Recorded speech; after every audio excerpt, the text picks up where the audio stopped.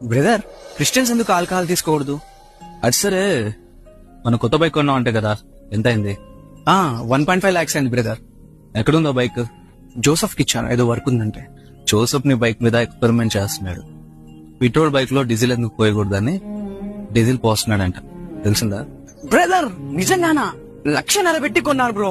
ఇంట్లో దానికోసం ఎన్ని తిట్లు తిన్నానో తెలుసా? పోయింది, షెడ్కి వెళ్ళిపోయినట్లే. తంటారు నన్ను ఇంట్లో. 1,00,000 పెట్టి కొన్న బండిలో పెట్రోల్ కి బదులు డీజిల్ పోసారంటేనే అంత బాధపడుతుంది.